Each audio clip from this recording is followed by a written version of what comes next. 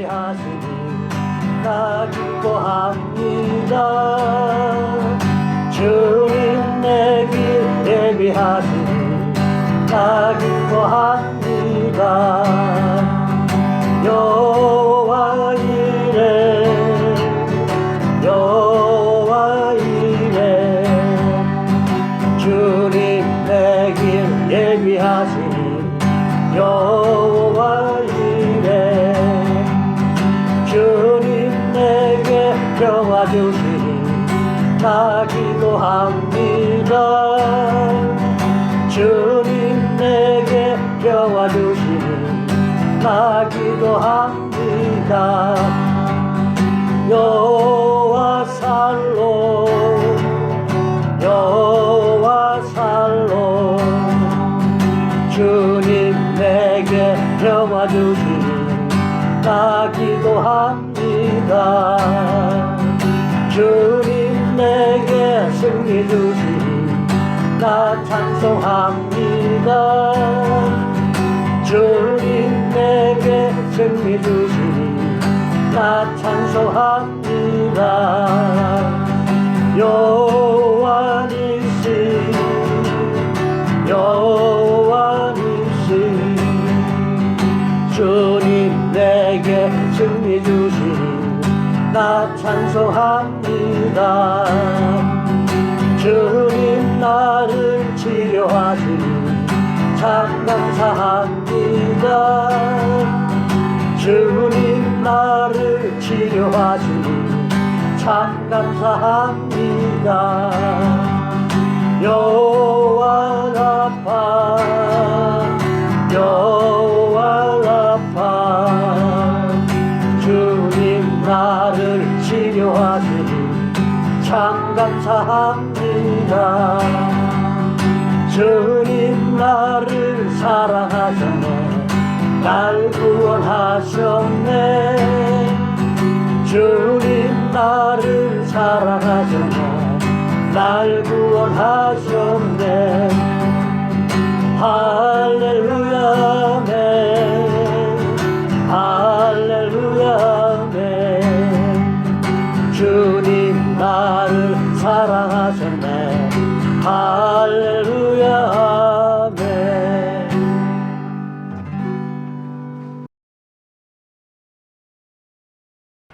가난한 사람들이 이제 그 성벽 건축을 하는 동안에 돈이 이제 많지 않으니까 그 땅을 또는 밭을 이제 포도원을 이제 뺏기는 일이 발생을 했었습니다. 그리고 세금을 내지 못해서 이제 아이들이 이제 노예로 팔리는 그런 일들이 있었죠.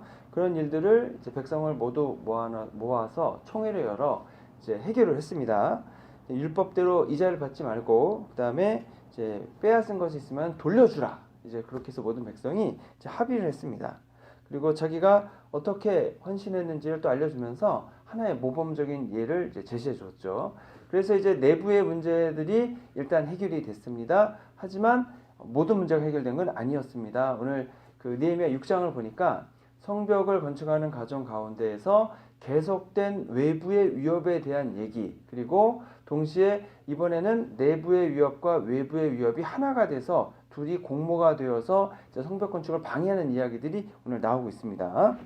이제 산발랏, 도비야, 그다음에 아라비아 사람 게셈과 다른 원수들이 이제 무력으로 성벽 공사를 못하게 공격해 오려고 했었다. 이제 그런 얘기 있었는데 이번에는 이제 다른 방법을 취합니다. 어떤 거냐면 이제 느헤미야 보고 모처에 와서 우리와 이제 회담을 하자 이런 얘기를 하는 거죠. 이제 성벽이 다 완성이 됐습니다. 그리고 이제 뭐만 남았냐면 성문만 만들어 달면 되는 상태가 되어서 이제 대적들은 마음이 다급해졌습니다. 그리고 굉장히 이제 곧 성벽이 완성이 될 거니까 이제 두려움이 이제 있게 되는 거죠. 그래서 느헤미야에게 모처에 와서 우리와 대화를 하자, 그러니까 협상을 하자, 뭐 그런 얘기겠죠. 그런 얘기를 했을 때에 나는 바빠서 못 간다. 그런 답을 주었는데도 불구하고 4번이나 같은 요청을 했다는 거죠. 그럼 이제 의도가 뭐냐라고 했을 때 그 의도는 느헤미야를 암살하기 위함이었다라고 하는 겁니다. 그러자 이제 다른 방법을 또 씁니다.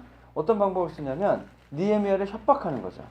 그래서 어떤 협박 방법을 썼냐면은 이제 편지를 가지고 왔는데 이제 편지가 봉해지지 않는 거죠. 옛날에는 여러분 그 인봉이라 그래가지고 이렇게 뭐 촌농 같은 거에 떨어뜨린 다음에 반지 같은 걸 이렇게 쭉 찍잖아요. 인장을 찍는다 그러잖아요.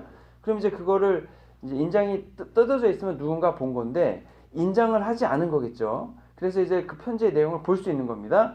그래서 꺼내서 봤더니 느헤미야가 스스로 왕이 돼서 이제 반란을 일으키려고 한다. 그런 내용이라는 겁니다. 근데 그것이 수신자가 누구냐면 왕인 거죠. 왕에게 우리가 이거 보내려고 그런다. 그러면 이걸 보내면 너는 이제 반란자가 되니까 와서 우리와 대화라든가 아니면 뭔가 우리가 원하는 것을 들어줘라. 이제 그런 얘기를 하는 거죠. 이제 느헤미야는 그것도 알고 있으니까 그것도 거부하면서 내 스스로 지어낸 이야기다. 이제 이렇게 얘기를 합니다. 그리고 이런 중상 모략 때문에 느헤미야가 뭔가 행동을 했다면 이제 그 중상 모략에 넘어가는 거죠. 그래서 중상 모략을 그렇게 했는데 느헤미야가 만나자, 대화를 하자 그러면은 그게 뭘 증명하는 거냐면 느헤미야가 실제로 그런 마음을 가지고 있다는 걸 증명하는 게 되지 않겠습니까? 이제 너 그 왕이 돼서 반란 일으키려고 하는 거지? 라고 했는데 그래 만나서 한번 얘기해 보자. 그러면은 뭔가 캥기는 게 있으니까 그렇게 이제 제스처가 나오는 거잖아요. 그러니까 느헤미야 입장에서도 아니라는 거를 증명하기 위해서는 아예 그 자리에 안 나가고 그거는 뭐 일고의 가치가 없다. 그렇게 얘기하는 게 맞는 거죠. 그래서 느헤미야는 일고의 가치가 없이 이제 얘기하지 않은 겁니다. 그랬더니 이제 대적들이 공격을 그러면 이 정도 했으면은 멈춰야 되잖아요. 여전히 멈추지 않는 겁니다. 별별 방법을 다 쓰는 거예요. 보니까 이제 사실 여러분 그 악의 성실성 이제 그런 얘기 제가 저번에도 한번 한 적이 있는데 여러분 악을 행하는 자들이 결코 게으르지 않습니다. 악을 행하는 자들이 얼마나 열심히 하는지 몰라요. 열심히. 여러분 사단은 쉬지 않습니다. 놀지 않습니다. 얼마나 열심히 일하는지 몰라요. 그래서 사단이 얼마나 열심히 일했냐면 하나님이 아담과 하와를 만들지 않았습니까? 그래서 에덴 동산에 놓고 살게 했죠. 사단이 득달같이 달려들어가지고 아담과 하와를 유혹하지 않습니까? 정말로 성실하고 열심히 일하는 거예요. 자, 그 회담을 하자. 암살도 실패했습니다. 왕에게 우리가 너에 대한 것을 고발하겠다. 그것도 실패했습니다. 이제 그러자 어떤 일이 있었냐면은 이제 유다 백성들에게 있게 하는 거죠. 유다 백성들에게 이제 그 내통하는 사람들이 있는데 그 내통하는 사람들에게 이제 협박과 회의가 이제 오게 되는 건데 첩자가 있는 거죠. 그래서 스마야라는 사람이 있는데 이 스마야라는 사람이 안 나오는 거예요 한동안. 그러니까 당연히 궁금하겠죠. 그래서 아픈가 하고 병문안을 갔는지도 모르겠습니다. 찾아갔더니 스마야가 뭐라고 얘기하냐면 이제 그 적군이 너를 죽이러 올 것이다. 그렇기 때문에 하나님의 전으로 가서 외소 안에 머물러 몸을 숨기자. 문을 잠그고 이제 그렇게 얘기하는 거죠.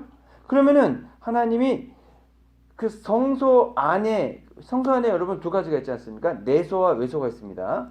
내소를 우리가 하는 말로 하면은 지성소라 그러고 외소를 우리가 하는 말로는 성소라고 하는 겁니다. 그러면 성소 안에 들어가서 문을 잠그고 있으면 하나님이 지성소에 임재해 계시니까 우리를 지켜주실 것이다. 이렇게 얘기하는 거거든요.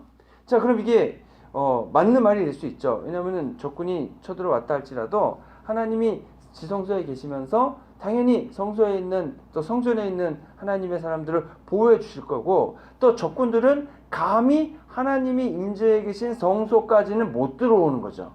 여기 들어오면 하나님의 진노를 살 테니까 그렇게 얘기하는 겁니다. 근데 이게 사실은 말이 안 되는 겁니다. 왜 그러냐면 지성소는 대제사장이 1년에 한 번 딱 들어갈 수 있는 곳입니다. 성소는 여러분 누가 들어갈 수 있습니까? 제사장들만 들어갈 수 있는 거죠.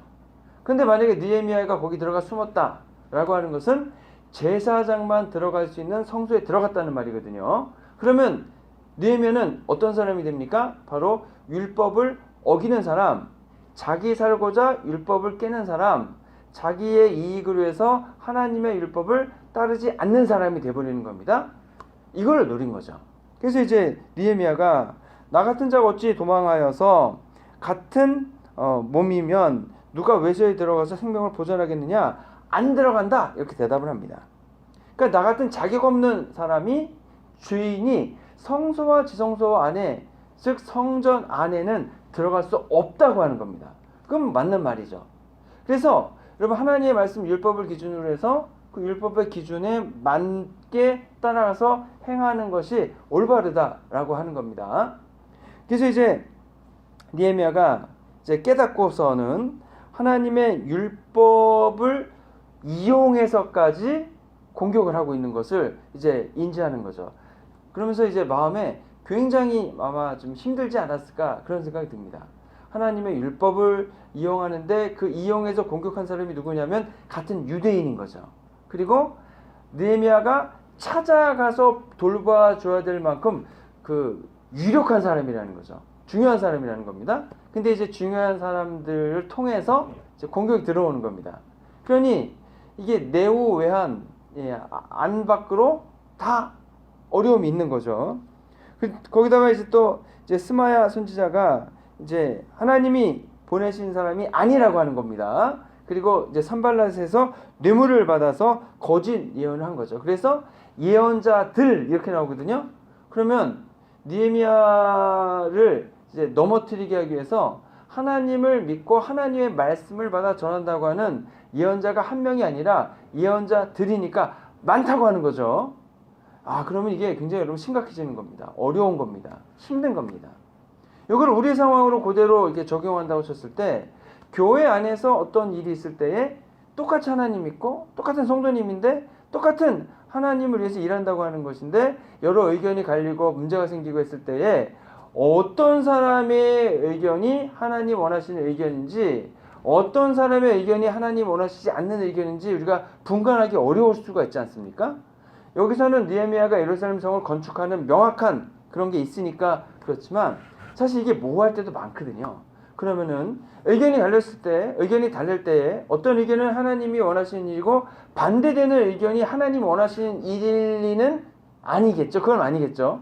그랬을 때 어떠한 의견이 하나님이 원하시는 의견인가? 그리고 그 의견을 쫓아갔을 때 그거와 반대되는 의견을 제시한 분들은 그 문제가 해결된 다음에 어떻게 또 융화가 될 것인가? 뭐 이런 여러 가지 이제 어려운 점들이 생기는 거죠. 신명기 18장 20절에 보면 어떤 선지자가 내게 전하라고 명령하지 아니한 말을 제멋대로 내 이름으로 전하거든 다른 신들의 이름을 말하면 그 선지자는 죽음을 당할 것이다. 이렇게 얘기하고 있습니다. 그러니까 선지자의 직업이 여러분 이게 한편으로 보면은 극한 직업 같아요. 극한 직업. 왜냐면 우리가 뭐 여러분 장사를 하다가 망하면은 그냥 돈만 잃는 거잖아요. 선지자는 하나님 말씀을 전하다가 잘못하면은 뭐가 왔다 갔다 해요? 거기는 그냥 생명이 왔다 갔다 하는 거죠. 그래서 선지자는 대단히 이제 하나님 말씀만을 이제 따라야 되는데 현실적으로는 그렇지 못했다라고 하는 겁니다. 하나님 말씀을 받아서 전하는 사람들도 때때로 유혹이 있고 때때로 이제 어려움이 있고 이제 그런 거죠. 자, 그랬을 때에 이제 느헤미야는 뭐라고 기도하냐면 하나님 도비야, 산발랏, 그다음에 여선지 노디야 남은 선지자들 나를 두렵게 하고자 하는 자들의 소행을 기억하옵소서 이렇게 얘기하거든요.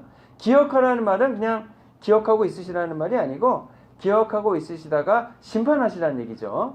잊어먹지 마시라는 얘기입니다. 심판을. 그러면 이분들은 이제 심판을 기대하고 있어야 되는 거죠. 하나님의 말씀을 믿고 하나님 역사하실 믿는 사람들은 이런 그 기도가 굉장히 이제 사실 심각한 기도가 됩니다. 왜냐하면 하나님이 살아계시고 하나님이 그 기도를 다 듣고 계시잖아요. 하나님이 들어서 기억하시니까 절대 잊으시지 않을 겁니다. 그러면 거기에 대한 책임을 이제 당사자가 물어야 되는 거거든요.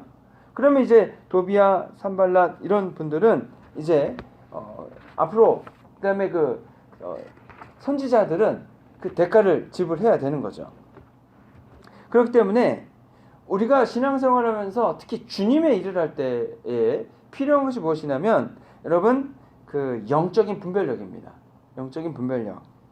우리가 믿음과 신앙을 지키는데 매우 중요합니다. 특히 주님이 원하시는 믿음의 일을 하는 데에서 이 영적인 분별력은 분명히 중요합니다.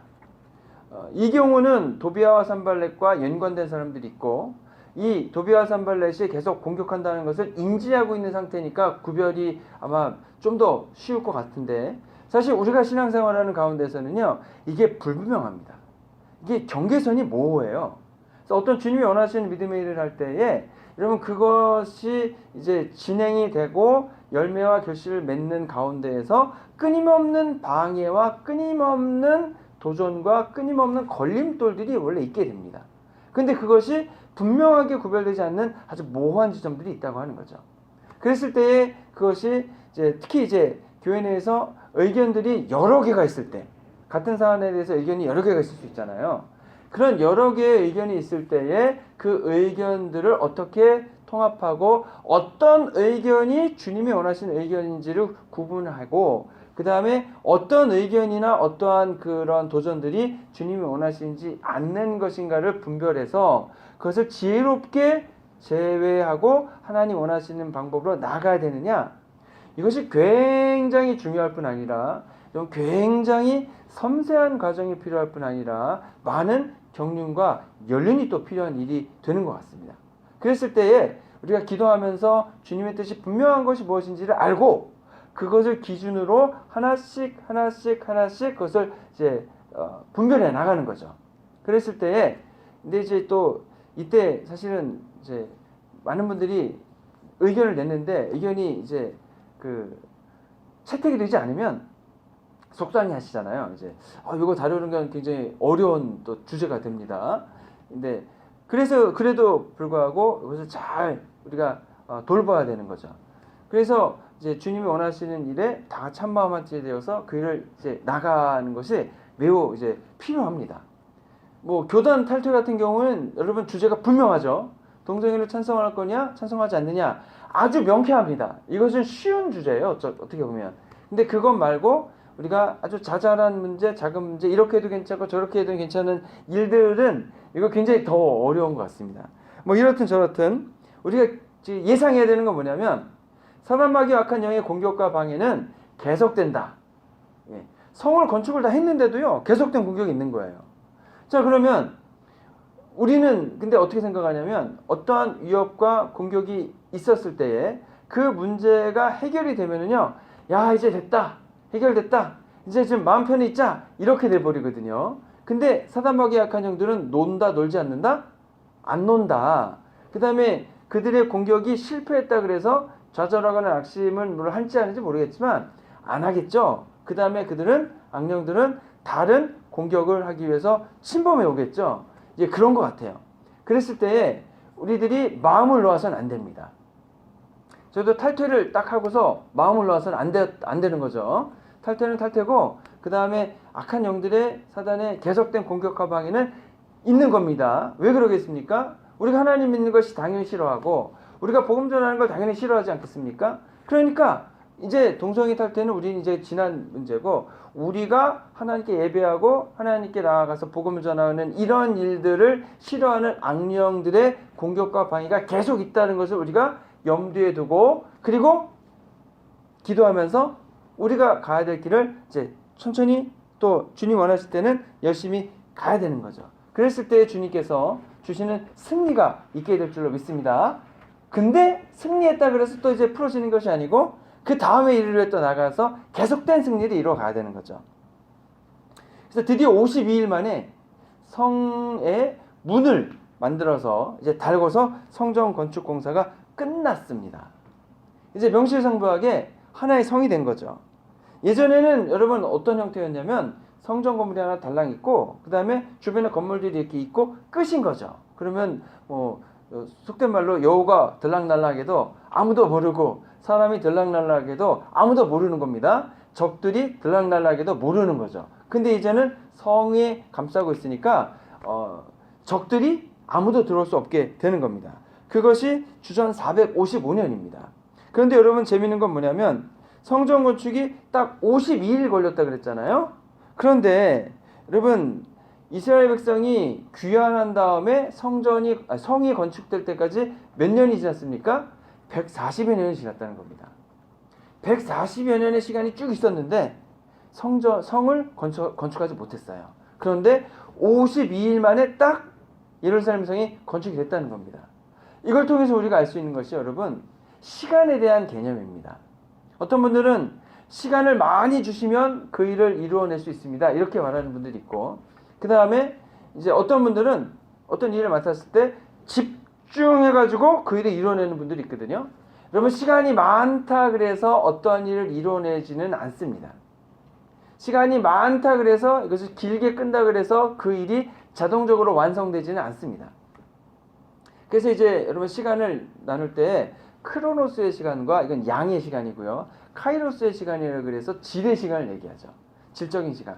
그래서 이 52일간 성전 건축한 걸 통해서 우리가 알 수 있는 것은, 우리가 시간을 어떻게 집중해서 사용할 것인가, 어떻게 주님이 원하시는 일을 위해서 그 일을 이제 하기 위해서 어떻게 시간을 활용할 것인가에 따라서 여러분, 시간의 질이, 시간의 양이 달라지게 되는 겁니다. 시간의 쓰임새가 달라지는 거죠. 어떻게 보면 140년의 긴 시간보다 52일의 시간이 더 중요하다, 이렇게 볼 수도 있는 겁니다. 예루살렘 성의 입장에서는. 물론 그 성이 건축되기 위해서는 과정이 다 있고 준비가 있고 다 있는 건 분명합니다. 그럼에도 불구하고 이 52일에 집중된 시간은 매우 귀하고 가치 있다라고 얘기할 수 있는 거죠. 저희들에게도 시간이 주어져 있습니다. 저희들의 인생이 이제 강건하면 70, 또 80 이렇게 되는데, 그 시간 가운데에서 물리적인 시간이 쭉 있는 데에 우리가 집중해서 사용할 시간은 언제인가, 언제였는가, 언제일 것인가, 우리가 집중해서 주님이 원하시는 일을 어떻게 할 것인가, 무슨 일 할 것인가, 이런 고민들을 우리가 해야 되는 거죠. 하나님 우리에게 시간을 주신 이유는 하나님께서 원하시는 귀한 믿음의 일들을 이루어 가기를 원하시는 겁니다. 그 일을 위해서 집중하고 준비하고 그 일을 주님이 원하시는 그 시간에 딱 이루어 가는 거죠. 물론 크로노스의 긴 준비 시간이 있어야 됩니다. 그럼에도 불구하고 카이로스의 집중하는 시간이 우리에게 있어야 한다는 거죠. 여러분, 성전 건축이 완성이 됐을 때 대적들에게 그 소식이 들어갔습니다. 그러니까 대적들이 아주 크게 낙심을 한 거죠. 다 두려워했습니다. 이제 하나님이 그 자리에 오셔서 예루살렘 성전을 건축하시고 임재하시더니 드디어 성까지 완성하셨구나. 자, 그러면 이제 하나님의 역사하심이 우리에게도 미치겠구나, 아마 이러한 생각을 하지 않았을까 싶습니다.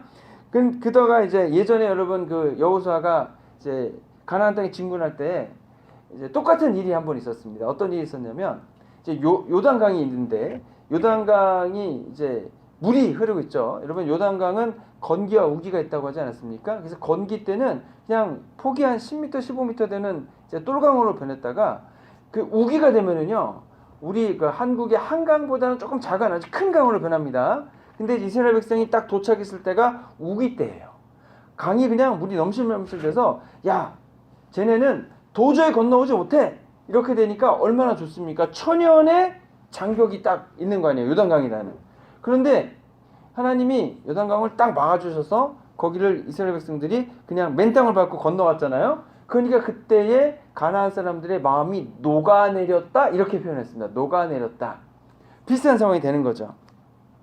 자, 그랬을 때 대적들이 이제 52일 만에 예루살렘 성을 건축하신 분은 하나님이 분명하다. 그러면 이제 대적들은 그 하나님을 두려워하게 되는 거죠. 52일 동안 그 성의 건축을 방해하기 위해 자기들이 많은 노력을 했는데도 불구하고 노력은 번번이 막히게 되고 결국 그 성은 하나님이 건축하셨다는 겁니다. 자, 그럼 이제 주변에 있는 나라 사람들은 누구를 상대해야 되느냐? 예루살렘 성에 계신 하나님을 상대해야 되는 거죠. 그렇게 됐을 때 이들이 힘들고 어려운 상황에 있게 되는 겁니다. 자, 그래서 이제 예루살렘 성벽이 예루살렘 성 안에 있는 사람들, 이스라엘 백성을 보호해 주는 것처럼 사실 우리도 교회라는 매우 귀중한 공동체가 있습니다. 영적인 공동체가 있는 거죠. 우리가 교회 안에 있을 때에 교회라는 든든한 울타리가 우리를 지키고 돌봐주는 매우 중요한 울타리가 된다는 겁니다. 성벽이 된다는 거죠. 그래서 신앙생활은 여러분 혼자 하지는 않습니다. 함께 하게 되고, 그 함께 하는 것은 우리가 그 믿는 사람들의 공동체인 교회라고 말하는 겁니다. 우리 성도님 한 분 한 분이 모여서 함께 서로를 기도해주고 서로 말씀과 기도 가운데서 믿음과 신앙을 세워나가는 든든한 영적인 유대의 관계라고 하는 영적인 성벽을 쌓아 놓았을 때에 악한 영이 공격해와도 방어해내는 것이고 또 그 성에서 우리가 편안하게 안식을 취하고 그 다음에 영적인 힘과 능력을 보충하고 예배 가운데 주님 주신 은혜와 기쁨이 가득하게 되고 그리고 나가서 함께 주님 원하시는 믿음의 일들을 이루어 가게 되는 거죠. 그랬을 때에 악한 영들은 패퇴하고 주님 원하시는 일들이 이루어져 가게 되는 줄로 믿습니다. 그럼에도 불구하고 이제 예루살렘 성이 완전히 건축됐음에도 불구하고 계속된 공격과 방해가 있는 겁니다. 이번에는 이제 보니까 그 사마리아 총독이 도비아거든요. 한 지역의 총독이니까 굉장히 힘 있는 사람이죠. 그런데 보니까 그 영향력이 계속되는데 도비아가 스가냐의 사위이다. 무슨 말이냐면 사마리아의 총독이 스가냐라는 매우 고위직에 있는 이스라엘 사람의 사위인 거예요. 사위. 그러니까 이스라엘의 스가냐라는 사람이 자기 딸을 도비아와 결혼시켰다는 거죠. 물론 뭐 이걸 그 정략 결혼이라고 볼 수도 있겠지만 아무튼 이스라엘 사람이 이방인과 그 결혼 혼인 관계를 유지했는데 문제는 뭐냐면 혼인한 사람들이 다 이방인의 고위직, 이스라엘의 고위직이라는 거죠. 자, 그러면 왜 결혼했느냐? 당연히 결혼하면 이득이 많겠습니다. 사마리아의 총독 정도니까 자기 장인한테 많은 특혜랑 이득을 줬겠죠. 그리고 도비아도 이스라엘 내에 혼인 관계를 통해서 계속해서 왔다 갔다 할 수 있게 되는 거죠. 자, 장인이 있고 사위가 있는데 딸도 있고 하니까 내가 장인 만나러 왔습니다. 그러면은 도비아가 예루살렘 성원에 들어오는 것을 막기가 굉장히 애매하지 않습니까? 뭐라고 하겠습니까? 이제 그런데 근데 분명히 전에 이스라엘 백성이 다시금 그 예루살렘 성전을 건축하고 그 다음에 이제 그 2차 각성을 통해서 분명히 100여 명이 넘는 이제 이방 여인과 그 아이들을 내보냈잖아요. 그럼에도 불구하고 느헤미야 때 와서 보니까 그 고위층들 간의 결혼 관계가 여전히 있는 겁니다. 그러니까 다시 이제 혼인을 했다고 하는 거죠. 그걸 알 수 있는 거죠. 하나님께서 왜 그렇게 이방 여인과 결혼하는 것을 싫어하셨는지 증거가 여기 나오는 겁니다.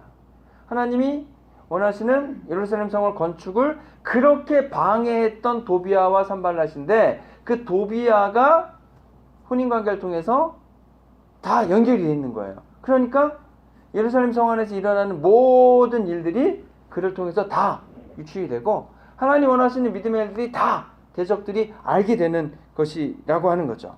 자, 그렇기 때문에 여러분 하나님을 섬기는 것과 세상을 섬기는 것 사이에 이게 유혹이 있는 겁니다. 하나님을 온전히 섬기기 위해서 예루살렘 성전을 짓고 예루살렘 성을 짓는 것이 하나님 원하시는 일인데 동시에 내가 얻고자 하는 권력과 명예와 이득을 얻기 위해서 도비아와 결혼을 또 하고 이 두 가지 일에 있을 때 두 가지를 다 갖기를 원하는 겁니다. 사람들은 하나님도 다 섬기고 그리고 이득도 취하고 이게 지혜로운 사람인 것처럼 보이죠. 그런데 문제는 도비아는 하나님 믿는 것을 반대하고 있다는 겁니다. 그러면 두 개를 어떻게 다 가질 수 있느냐? 둘 중에 하나만 가져야 되는 상황이 되는 거죠.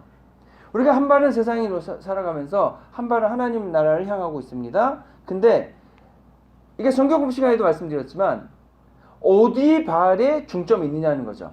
하나님 나라가 중심입니까? 아니면 이 세상 나라가 중심입니까? 세상 나라에 살고 여기를 좋아하면서 하나님 나라를 동경하고 있습니까? 하나님 나라를 살면서 이 세상에 하나님 나라를 이루기 위해 수고하고 있습니까? 이런 질문이 되는 거죠. 세상에 살지만 여러분 우리가 하나님 나라를 바라보며 나가고 있습니다. 세상에 살지만 그 세상이 하나님 나라를 향해 가는 저희들의 발목을 움켜쥐는 올무가 돼서는 안 된다고 하는 겁니다. 근데 지금 이 상황은 도비아랑 뭐 다 연결돼 있어서 아주 그냥 족쇄가 채워져 있는 상황인 거죠.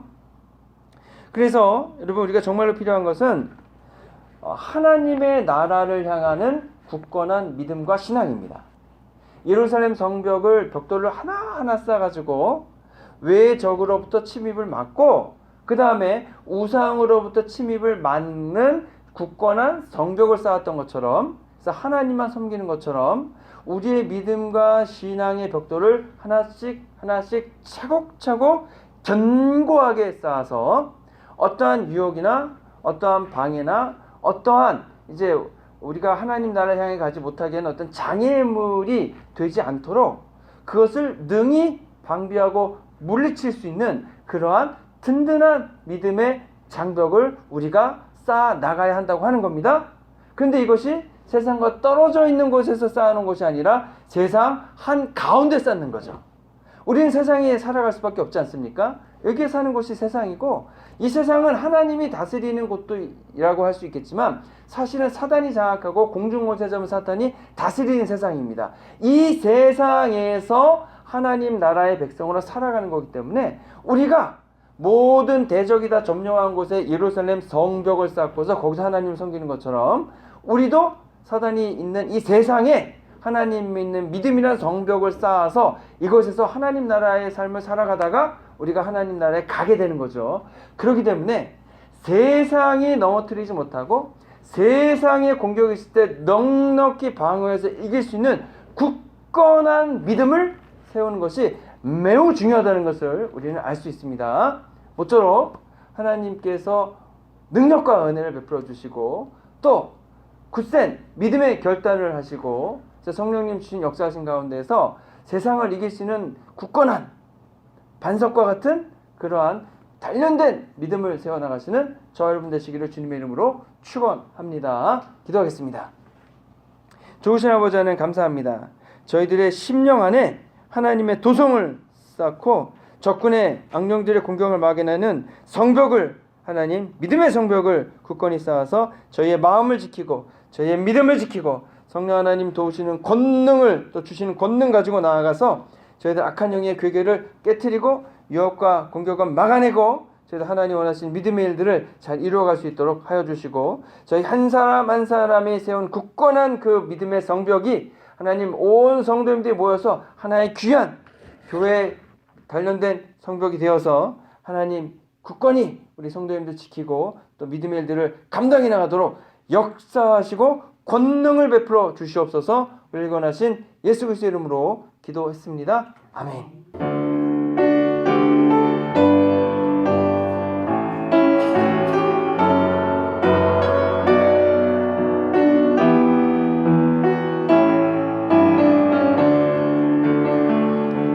감사해요. 깨닫지 못했었는데 내가 얼마나 소중한 존재라는 걸 태초부터 지금까지 하나님의 사랑은 항상 날 향하고 있었다는 걸 고마워요. 그 사랑을 가르쳐준 당신께 주께서 허락하신 당신께 그리스도의 사랑으로 더욱 섬기며 이제 나도 세상에 전하리라. 당신은 사랑받기 위해 그리고 그 사랑 전하기 위해 주께서 택하시고 이 땅에 심으셨네. 또 하나의 열매를 바라시며 감사해요. 깨닫지 못했었는데 내가 얼마나 소중한 존재라는 걸 태초부터 지금까지 하나님의 사랑은 항상 날 향하고 있었다는 걸 고마워요. 그 사랑을 가르쳐준 당신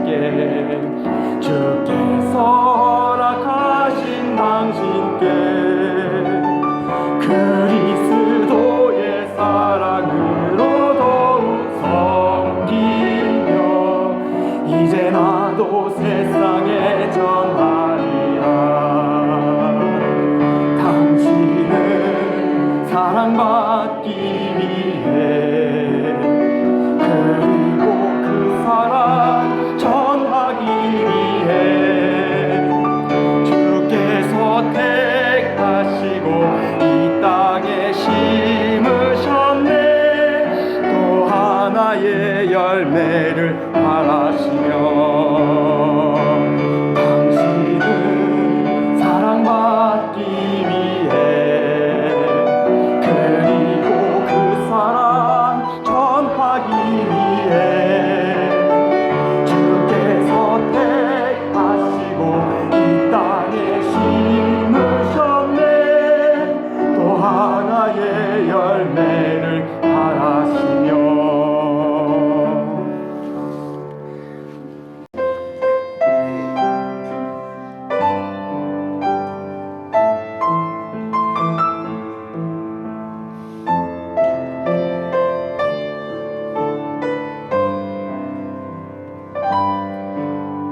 고달픈 삶의 은혜도 무뎌지고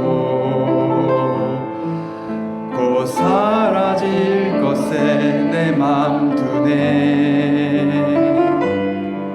헛되고 헛된 것들을 바라보며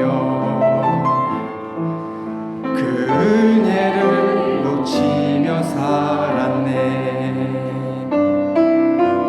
주어진 삶을 묵묵히 살아가며 날 붙드신 주 예수를 보내. 사망 가운데 놓여진 나의 삶을 날 건지신 그 이름 예수. 나의 한숨을 바꾸셨네. 주를 향한 노래로 소망의 노래로 나의 눈물을 거두신 주 예수 이름 안에 살게 하소서. 주어진 삶을 묵묵히 살아가며 날 붙드신 주 예수를 보내. 사망 가운데 놓여진 나의 삶을 날 건지신 그 이름 예수. 나의 한숨을 바꾸셨네. 주를 향한 노래로 소망의 노래로 나의 눈물을 거두신 주 예수 이름 안에 살게 하소서.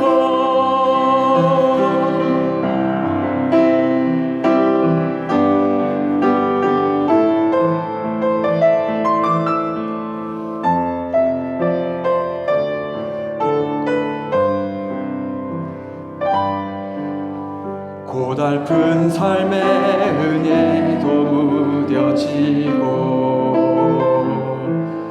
곧 사라질 것에 내 맘 두네.